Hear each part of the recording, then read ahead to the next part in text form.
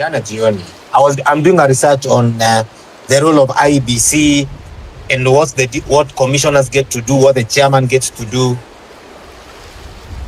And I realized, unaona venye sisi hatunanga hiyo consistency. That's how we ended up with Ruto. Because Ruto never sleeps, never takes a break, never takes an off. And I think hapo ndio yeye ameweza kushinda wase wengi sana. Because of that consistency of, he's a bad guy, but he's bad consistently. And that consistency is what keeps people winning. So the only reason he's winning, as much as yeye ni mbaya, is because his consistency is 100%. Like, he can beat you down with his bad governance. And up to the point wase wataamua tu siku moja. That mantra, one day he said, I don't have the luxury to surrender, nor to retreat. I think hiyo ndio siku tutapata ile Kenya tunataka. If we don't get it in us that bad, then he'll keep on winning. Juu atatuchokesha. Asha figure out sisi uchapara.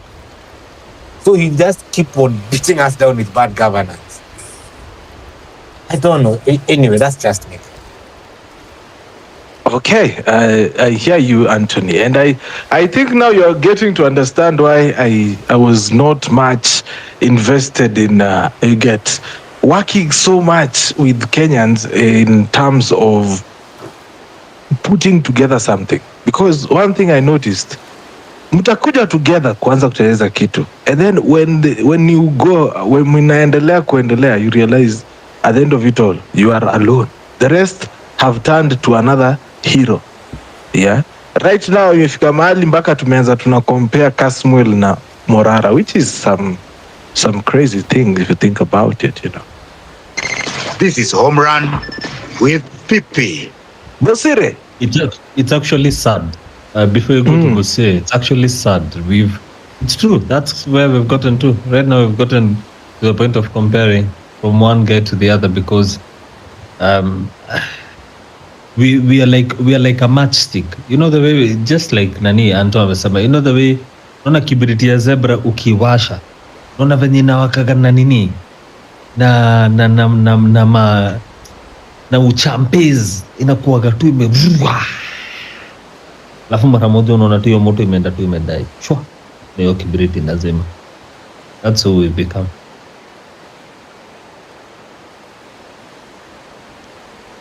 Bosire. Allah, Bosire, are you there? If you can hear me, unmute your mic and talk to me. Looks like Bosire is not with us. Mambo vipi John Seremani? Hey, Pipi, vipi? Poa sana baba. DK, habari bana? Salama, wewe? I'm good, awesome. So first of all, thanks again for the opportunity. Wacha nianze hapo Nyamira. So people don't know this. That's actually my home county. And we had a space, we were talking about that thing. And of course, us wengine wenye wanaklama, the MCAs, of course, are urged on by the Senator Omogeni. They are not angels. In fact, the senator is eyeing the governor's seat. I thought to work for him, lakini reject finance bill ikaanza. And let me just say, the resolve among the young people was, we'll support this impeachment thing. Honestly, because the guy has really done nothing.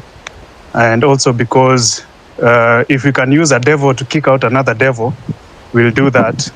But come 2027, wherever it may be, wasa watakuwa wamejipanga. So plans are ongoing, don't worry. Lakini that thing is just funny. Wanamchukia pia, and some of them have always been in his pocket somehow, one time in another. So it'll be interesting to see how it goes on. Lakini hasa wametuchekesha. Alafu there was the other thing about the question you asked, Pipita. I mean, you asked DK about the Kenya we want. So just allow me to share this tweet to the space hapo juu. it's part of a thread by Kimuzi, and he's talking about Kindiki. I don't know if you know, but Kindiki was among the people when they're clamoring for a new constitution. He was among the legal minds in all that push and also fighting against Moi, etc. But look at him today. And I think it's a testimony of human nature, honestly, that there are people who we might be in the movement today, but come 20, 30 years later, they'll be the same people who will be continuing what exactly Ruto is doing today. So I think we need a bit more time to weed out fake leaders. Let people show their real character. With regard to the question itself, I think with the Kenya we want, me personally, I'd really want a country where, honestly, there's simply the rule of law for everyone. But I really believe, eventually, in order to get that, we'll need to itabidi tukue na a new kind of a birthday. The system is corrupt to the core, but it begins with the head. So if we bring in a fresh thinking and people who have inviolable characters, naangalia hivi naona, honestly, we can do that. But I don't know. It's we are still writing our history as a country. So maybe that's my opening remarks. DK, unasikia tunaandika history yetu, and we don't want to land in the hands of fake leaders again. Wale wanasema tunawapigania, lakini hapa nyuma wanafanya mambo yao. Let me know pale hivi kwenye comment section, what is the Kenya you want? Ingia kwenye mic, tell me what is the Kenya you want and what are you doing towards that? And of course, I started with the educating a nation because I think right now as a country we are at that point where we need to educate our country in terms of civic education. And I've heard that many people are talking about, we want to go to the villages and educate people there. And your neighbors are not educated. We know university students don't vote. There was a soundbite I heard of Omo Shula Jacaranda, and he was talking about the way university kids don't vote.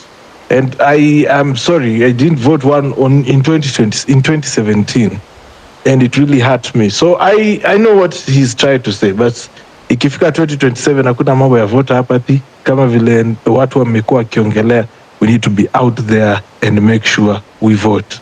Aya, naona Bosira amejaribu kurudi kwenye mic, request the microphone and let's talk. What is the Kenya you want? Yeah, I'm back.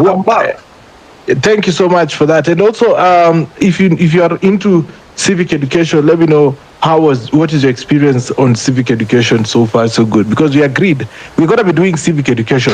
But if I go and do civic education and then stop doing home run in PP, we'll not have a catch up. So I choose to be here to be the medium, and you go down there to the streets and educate more people and come give us a feedback. So how are you doing, Bosire, though?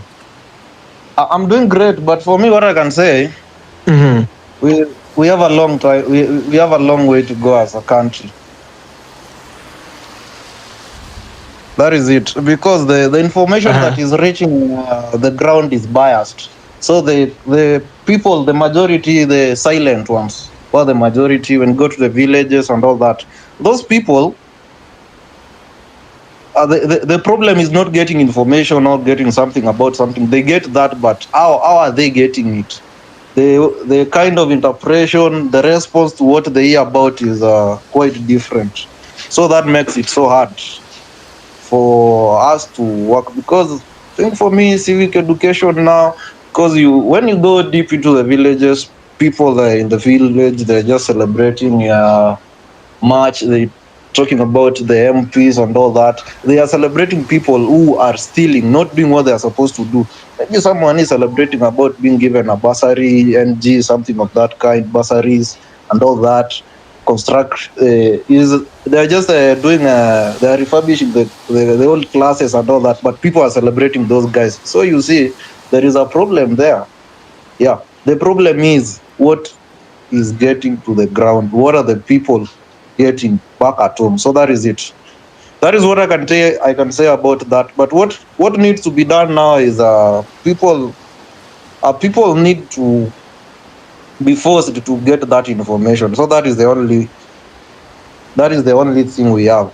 Like now you can see I think the problem is even the member of parliament, those MPs and those guys, those are the main problem, because especially the Kenya Kwanza guys, what they take to the village is biased. So that is it. That is what I can say.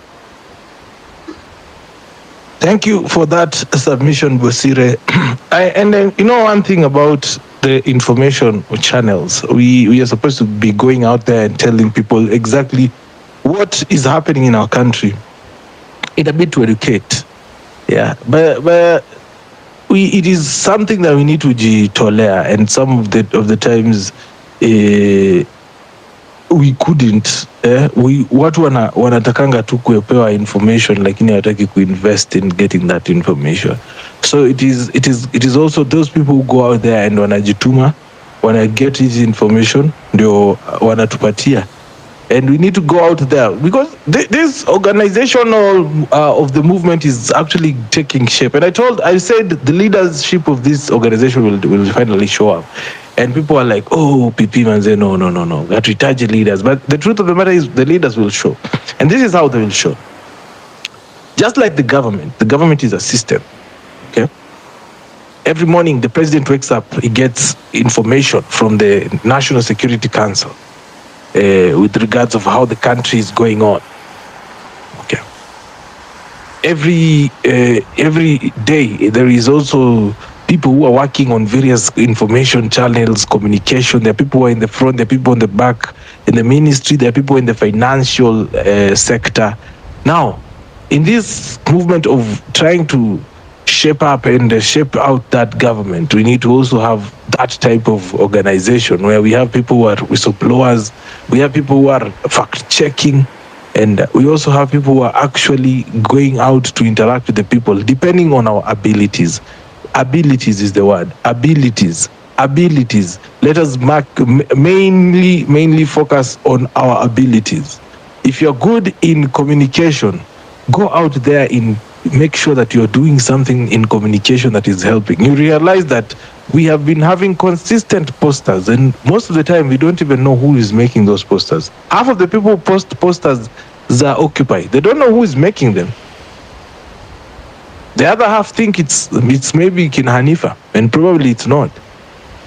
So if we have had such a movement that people can do things in their own way and to satisfy, to make it work, then there is that. FemCube Dest is saying a country free of corruption. That is my dream country myself. What is your Kenya you want? How do we get to that Kenya? That is the question also. How do we get to that Kenya? Because Kenya ni yetu yote. Kenya ni yetu wote. Why is it that you are telling us to go out of the country while you are only going out of the country for visits?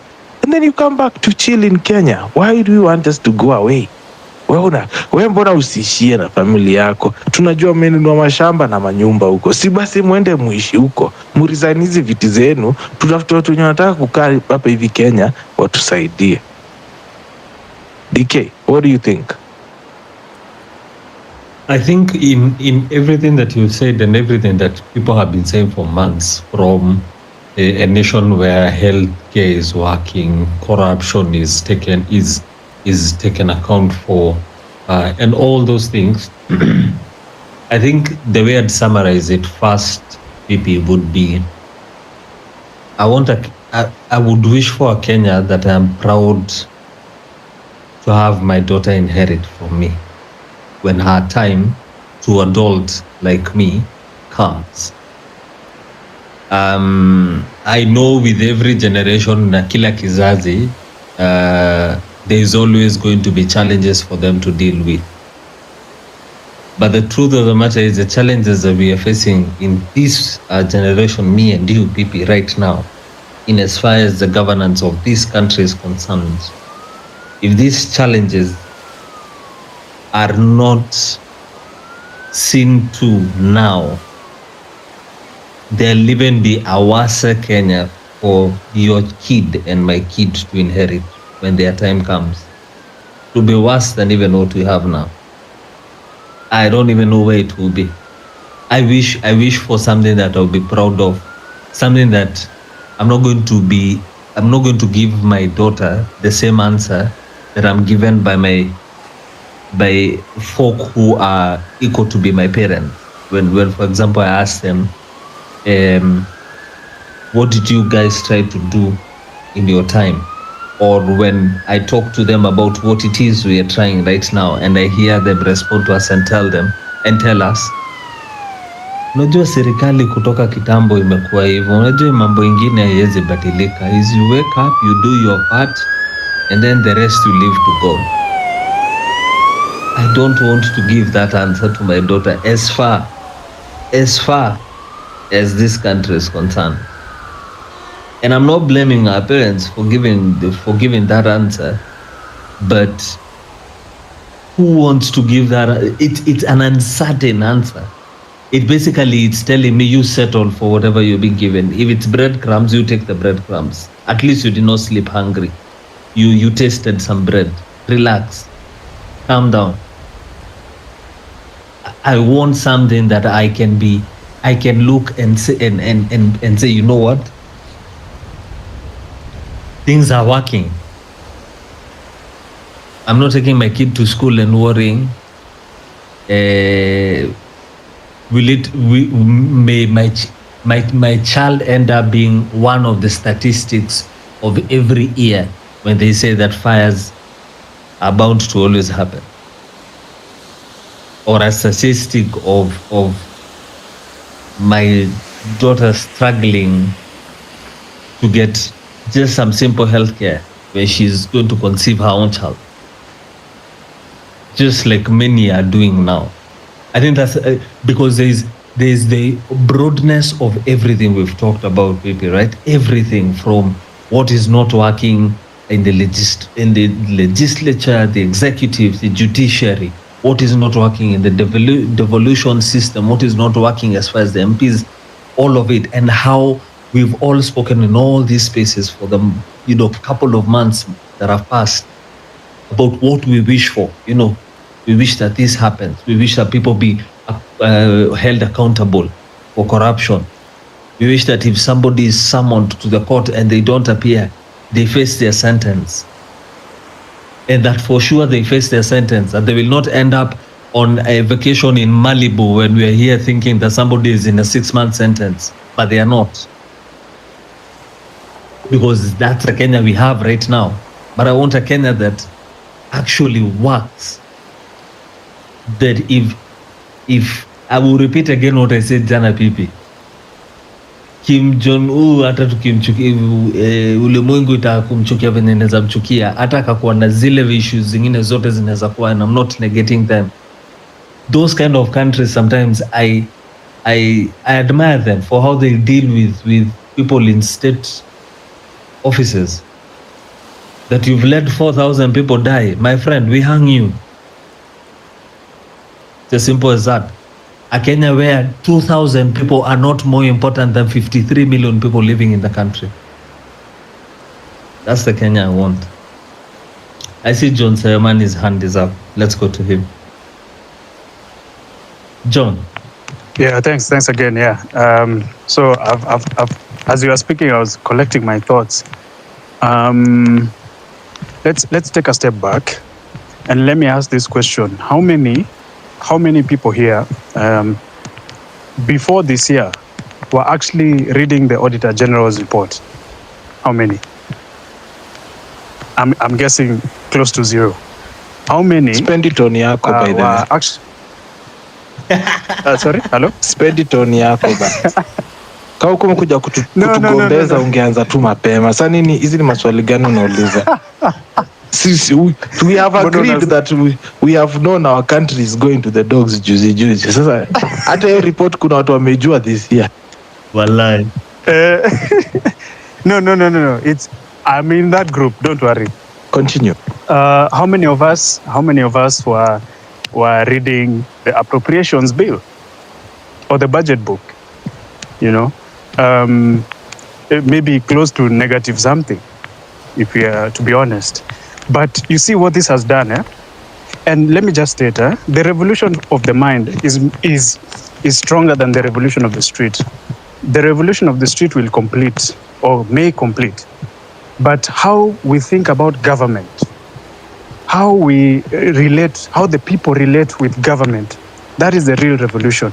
Of course, the icing on the cake is a new leadership which will crown the revolution, like a new leadership with new thoughts to obey the constitution and implement it. And I think we can get there, but we are getting there. So yes, Inaka, it might even look hopeless, huh? It may even look like, oh, you know, Jana Asali and Russia, and apparently cops were blocking their way or something. You know, it seems like the impunity is just going on. This Masangeli guy is just running away from court orders. It might look like that, but we've begun on a journey. And some of these things take years. Some of these things take months. It doesn't matter. But let's take stock of the fact that, honestly, those guys who are shot outside Parliament, they didn't die in vain. And there is something happening because the revolution takes place in the mind. So me, this year, niko chonjo sana na history appropriations bill, in fact, more than the Auditor General's report. And next year, same thing. And as we grow that number, you see what Morara is doing, you see what Kasmuel is doing, Wileweba, all these guys, we need to amplify those efforts. So with the Kenya we want, yes, we can say we want this Kenya, we want that Kenya, but we can also say that we have started getting it because we are in the journey to wake up our fellow people and to realize what needs to be done. Because honestly, who used to care? Who used to care about these things? Very few people. But now, more and more people care. So, pole sana kama nimekuumiza Pipita.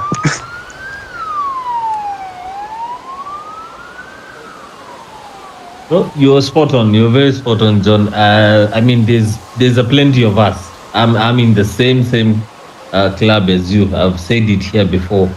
25th of June for me was an eye opener. I wasn't even as much involved even in the growth of the protest in the weeks before that particular day. I was just watching it. I was just seeing it from afar and saying, okay, people are doing this, people are saying the protest, okay, fine, all right. Yeah, I know things are not okay here, but that's fine. So you're very right on that. Before I go to Anthony, before I go to Western and Fabish, who are the new speakers, let me give Anthony a quick 2 minutes, and then I go to Western and then Fabish. Anthony? Thank you, DK. So one of the things that I decided to do was really study how Barack Obama became president, because he was propelled by the young people, not really the old. And there's a statement he made that really captured my imagination. He told people, those Harvard graduates, and was campaign, they did what is called the door-to-door campaign for Barack Obama. They were raising $5, $2, whatever you could give him, you gave him. But there's a statement of Barack Obama said. He told them, he said something just the other day when they were doing the DNC. So he mentioned Trump and people booed. They went boo. And Obama silenced them by saying one thing: don't boo, vote. Because booing doesn't change anything. That's when he was campaigning for the old guy, Joe Biden. He told people, booing doesn't change anything. Your vote changes everything. So, just to land, I'll tell this everyone here. One, I'm a very minimum to work now. I love thinking long term rather than short term. Why? Because that way I'm able to manage my emotions and my expectations. Ruto is here with us until 2027. That's a fact. Why? Because Ruto plays the long game, never plays the short game. If you look at the last elections, when everyone was confused, Ruto made sure half of the commissioners of the IEBC were on his side. And then he made another very critical thing. He made sure the chairman was his friend. Now, let me describe for you the work of the commissioners and the returning officers. Commissioners, returning officers have almost a similar thing. But the law says that commissioners discuss, the law requires that IBC commissioners to vote only on the business of the commission. But the chair is the one who can announce the presidential elections. So he made sure he had the chair. As everyone else was clamoring for the commissioners, you want half. He was very clever because Ruto looks at life, his life, like a chessboard.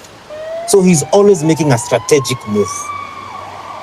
So as we go to the next elections, everyone here, before you think about anything else, be very interested about the commissioners who will run the next elections.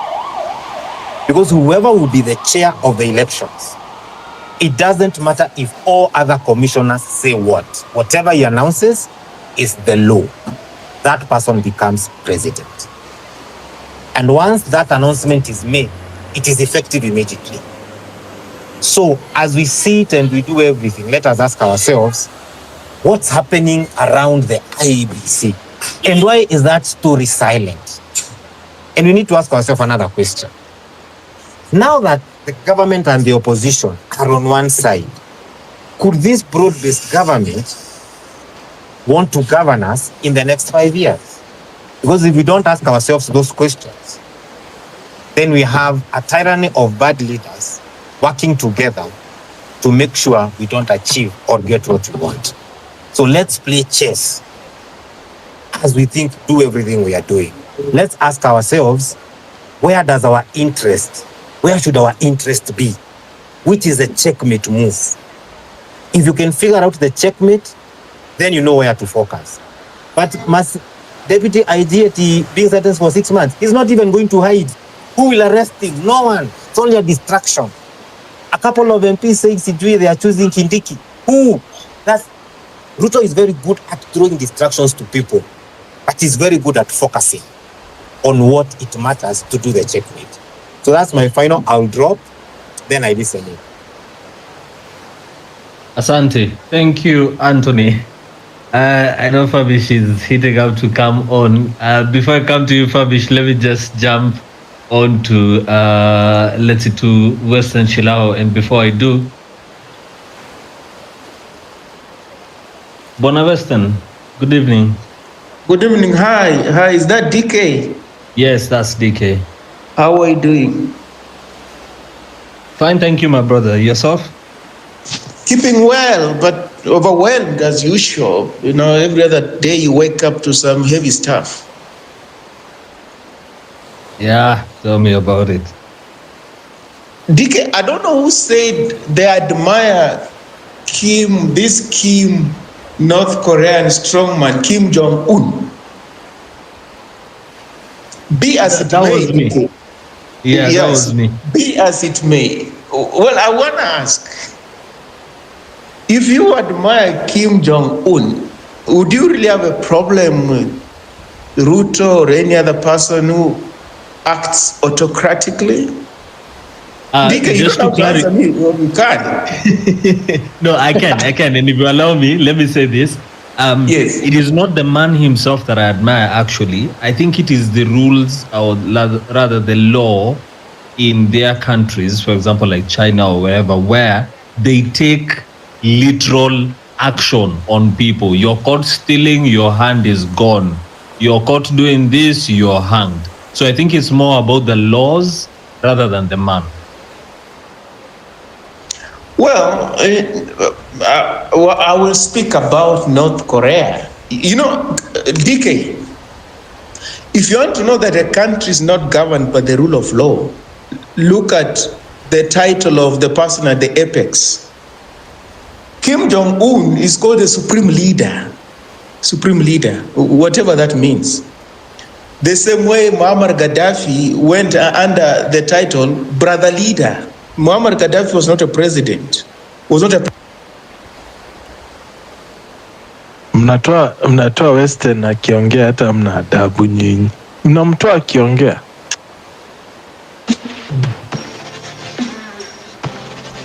This is the home run with PP.